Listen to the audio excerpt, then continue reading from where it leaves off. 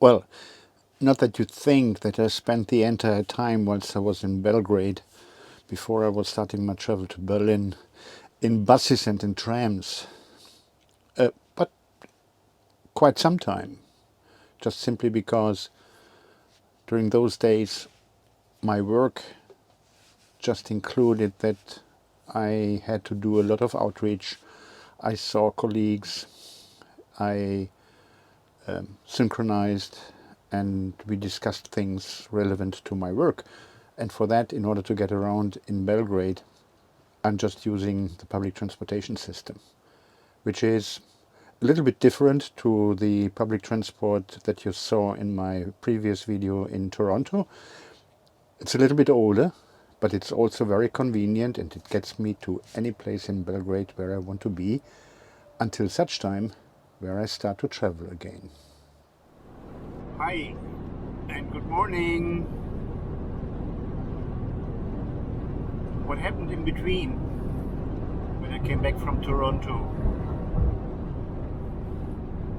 I wasn't sure how long I would stay in Belgrade, only for a very brief period of time. But ultimately I stayed 2 days longer, so I was arriving at the end of last week, and today it's Thursday of the following week, Thursday the 16th of March, and I'm on my planned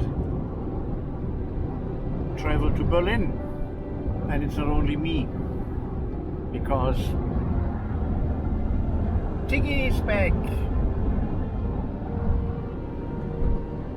And just to mention it, when I came back from Toronto and Tiggy came back from his, I name it always his cat pension, where he then had some time with other cats and with Milos and Svetlana, the owners of that place. He enjoyed that time quite a bit, I know that, but as always he can't help himself, he's overjoyed when he's coming back. So for almost 2 days he wouldn't leave me and he would cuddle very closely. He still does this. We are very attached to each other, so he's happy with me, and of course he doesn't know it. This is a long travel to Berlin, but ultimately when we are arriving in Berlin for, I would say, probably 3 or 4 weeks, I'm not sure yet, he will be able to enjoy the open campground where he can walk around to his heart's content every day, as often as he wants, if I have the time. And I'm going to enjoy the time in Berlin as well. We just crossed from Serbia into Hungary, and I have maybe something like 1,000 kilometers left to Berlin. I was leaving very early today in the morning, and I'm even not excluding the possibility to travel through, but that would mean that I'm arriving tonight at 8 o'clock and I left at 6:30 after a long night with not so much sleep. So I'm going to see how it works, whether I'm getting too tired, and also since recently I sometimes have some problems with my heating system, with my Truma Combi. Last time when that was happening, I had to hard reset the Truma, the electronics of the Truma, and then it worked very well. But today in the morning I had the same error code. The Truma would tell me that it doesn't have enough gas supply, which it has because the bottle is full. So I reset it again, and currently it's working, so I'm letting it run, because if I decide to stop over and to sleep, I want to have a warm camper van, of course. Weather is nice, We have 8 degrees outside. It was at the freezing point tonight, and I really hope that now the first glimpses of spring will also come to the northern parts of Europe. I'll keep you informed. And good morning from the road. It's not that Tigger permanently sleeps, but he sleeps a lot. Cats sleep a lot.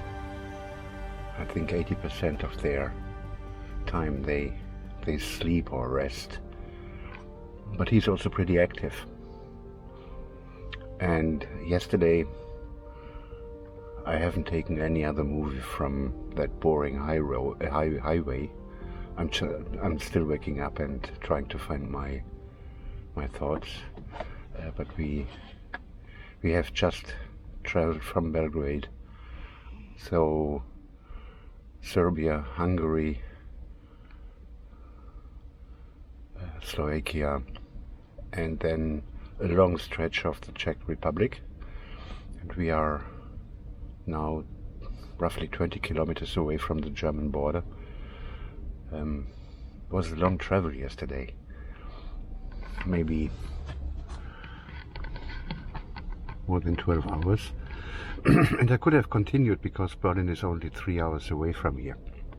But it doesn't make sense. Then you arrive late in the night, you're tired, there's no point in it because it's dark. Instead of that, we are just waking up and I'm having a coffee, and then I will continue to go to Berlin. And the weather is not that bad. Ja, hier sind wir an der deutschen Grenze. Oh, now I was talking German. Oh my God, no. What happens to me? Didn't I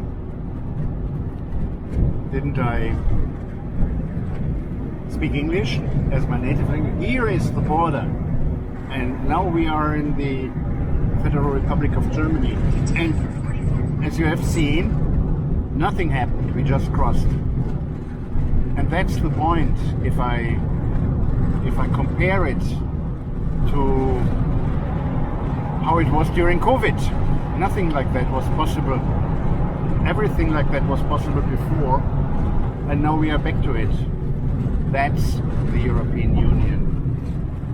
And now I'm traveling on home turf in Germany.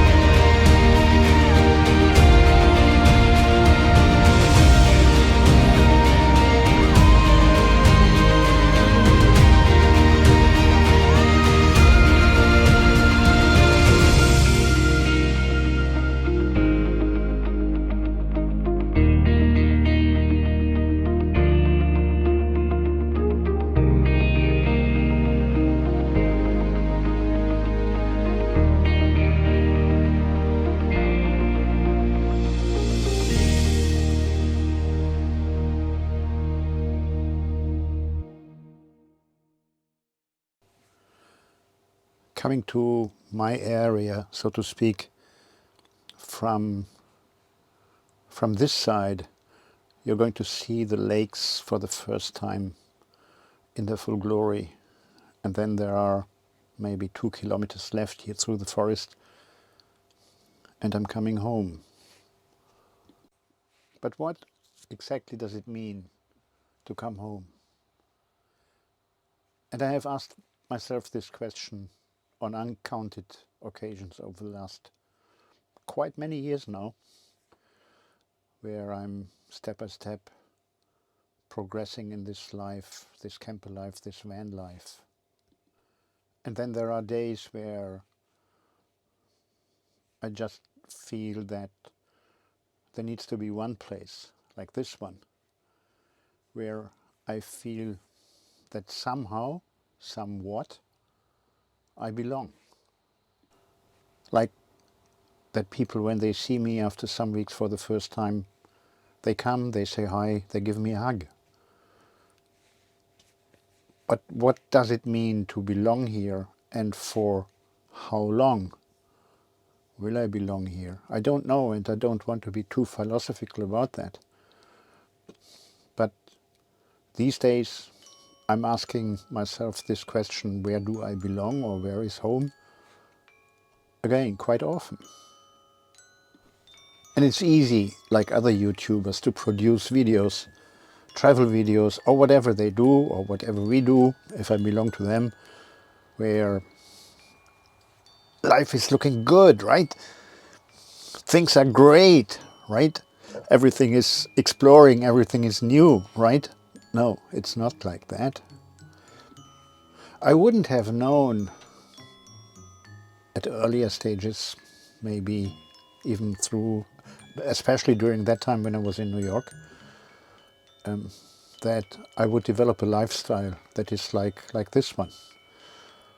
And to some extent I also believe that this is also still a consequence of my restlessness that I still have. Coming home to a place like this, which is wonderful and cozy, but as soon as I'm there, I still have this feeling that something is missing. And wherever I am, I have this feeling. And some of you, maybe many of you, do understand that and can relate to what I say here. Saying this spontaneously because I hadn't planned that at the beginning of this video, but I thought right now this is a good moment to do this. What is missing? At the end of the day, there's nothing that is more important than that everything that I do and how I feel is coming from inside myself.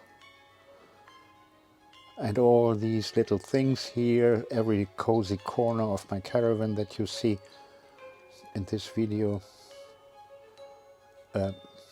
is part of the outside world, right? But the outside world and the inside world are one thing. I can't just simply say one thing is outside and one thing is inside. It's inseparable. Sorry for that mistake. And it's my job to do this in a way that, like everybody else, I'm more or less happy. But what is missing when I feel like I feel these days? And I would say for sure that I'm not lonely, mostly not lonely. And also, I'm not really alone if I look at my life and everything that is happening in my life. I'm not alone either. Look at this guy here. He's coming with me wherever I go. Yet, sometimes I have this feeling something is missing. And I don't really have an answer to it at this moment in time, but I know that this is a quest. And I'm embracing that quest. And having said that, you can see that for those following days and weeks, Tiggy and I have all chances to be happy if we allow ourselves to be happy, which is more easier for him than sometimes for me.